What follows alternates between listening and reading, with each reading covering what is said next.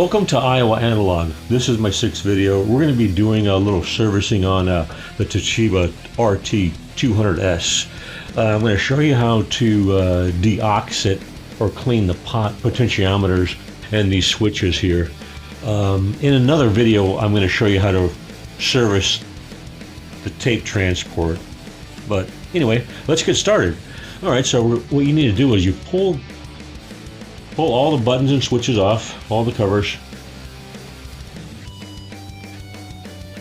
All right, and those are all done, and then we're going to flip this over. And let's go ahead and remove the battery cover and the cable. Put that to the side, and let's just start disassembling. What's kind of neat about this is if you're taking things apart, most times all the screws are different sizes. Here, they're all the same size, so you don't have to worry about that. Oh boy. Yeah. So, like in the title, this boombox was made in 1982 to 83, I believe. Yeah, that's what it says. Yeah, and there's one here. It's fairly straightforward. Want to get as much information as I can for you guys on this boombox, on how to service it, just in case you have one. It kind of relates to all boomboxes anyway, or anything with a switch, just to clean the potentiometers. It's kind of important. All right, let's see.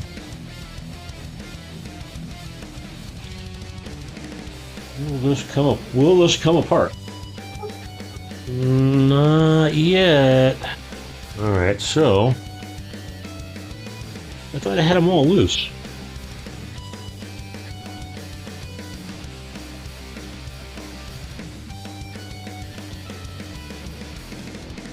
No, I do. All right, now we're gonna flip this back over, and the screws should fall out. There should be 7 of them in total, but let's see. Oh. Take the tape out, and we still have one that's still a little tight there. So 1, 2, 3, 4, 5, 6, 7. Okay, I've got them all. I think I've got them all. Well, there we go. All right. So in this case here, let's see. Do I have? Yeah, we'll take the felt off. Nice and there we go. These are your switches. These are the potentiometers here. And let's just go ahead and take the tape transport out. Ugh.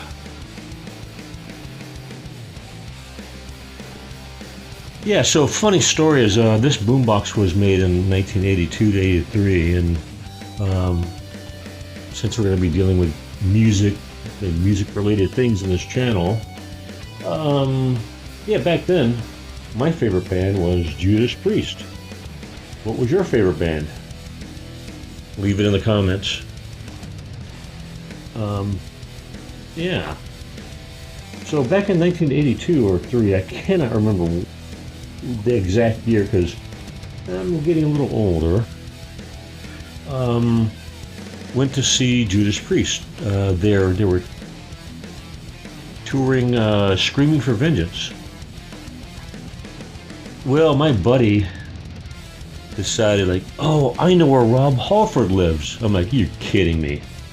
No, he moved to Phoenix, Arizona. And at that time, I lived in the Southwest. So, as any young person would say, is like, yeah, let's go for it. Let's go meet Rob Halford. Well, oh, hold on. I'm gonna kind of wiggle this. Don't want to break anything. There's one. And Oh boy. Ribbon cable's in the way. Yeah, two. Tape transport out. Let's put that to the side. So, yeah, so we drove to Phoenix, Arizona. Me, as gullible as I was back then, you know, we all are. You know, we believe everything that everybody tells us. My buddy's like, I know where Rob Halford lives. I know where Rob Halford lives. So what we're going to do here is I'm going to spray the switches here with deoxit. I also have deoxit too, but it's a lot more manageable to get in the switches. But in this case, I will show you how to use the spray bottle. So you just spray a couple of squirts in there, and you work the switch back and forth. But yeah, we were on the way to Phoenix. And I kept saying, you know where Rob Halford lives for sure? He's like, yeah, don't trust me, don't worry. Well, back then there was no smartphones, there was no internet. You know, just word of mouth, right? So we get to Phoenix, and oh, wait a minute, hold on a second. Hold on.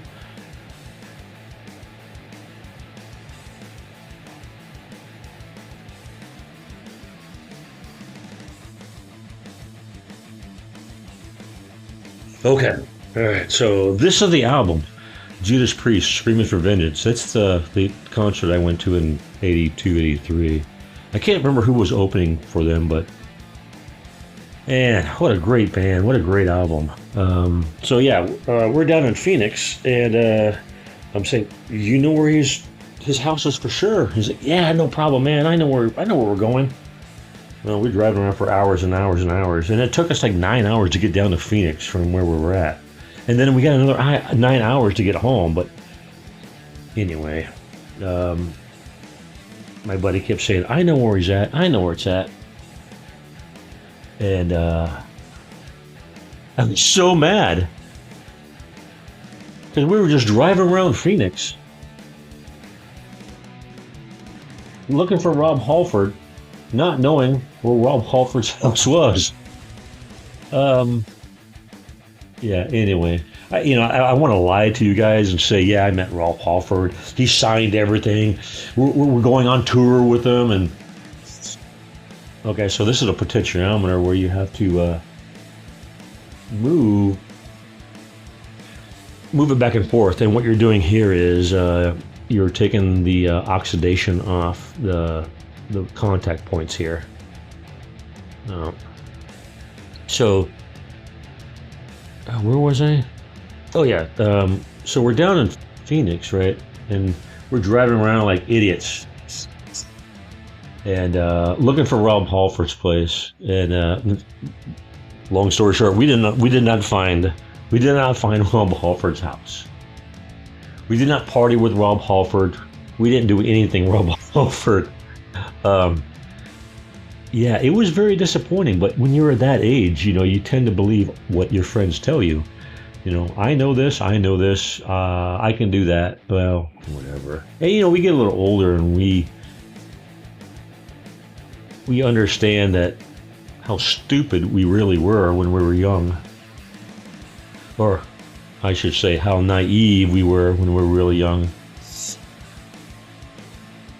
Yeah, so driving back from not meeting Rob Halford, our idol, Judas Priest, rock on, but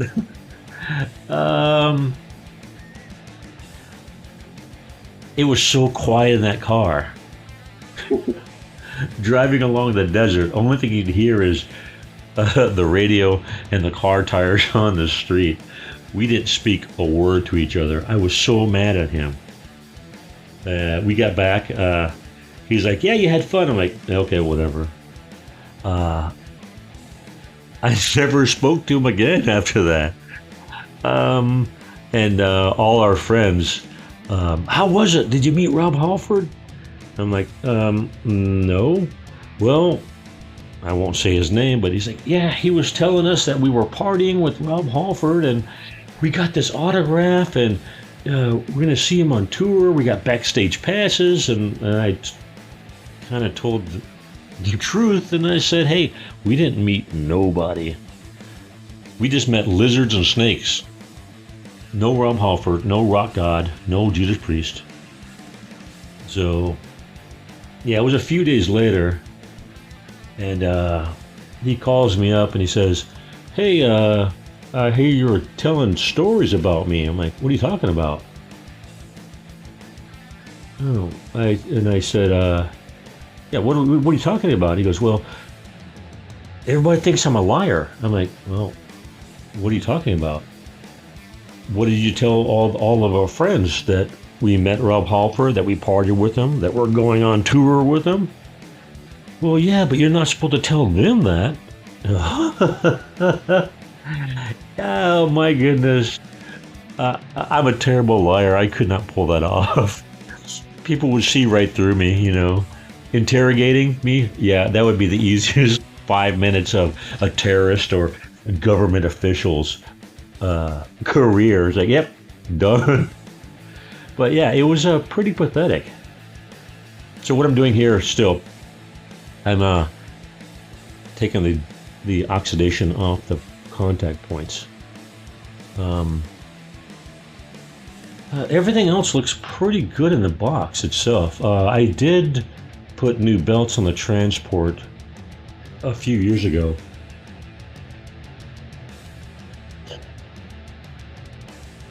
So I don't think I'm going to have an issue with that. But yeah. So yeah, this is how to deoxit and clean your switches on your Boombox. You want to do that, especially if it's been sitting for 50 years. But yeah, it was just crazy where he's telling everybody, like, we met Rob Halford. You know, we were partying with Rob Halford. Like, no, that's not true. All right, so what I'm doing here is I've got a power cable in here. And on this particular model, you can change, I don't know if you can see this or not, but you can change the voltage right here from 120 to 240. No, to 230, sorry. 230 to 120. And that gets a little poppy every once in a while, so let's also try to clean that. Let's move that back and forth as much as we can. And a little deoxit it goes. And all I'll do here is just move it back and forth. Ugh.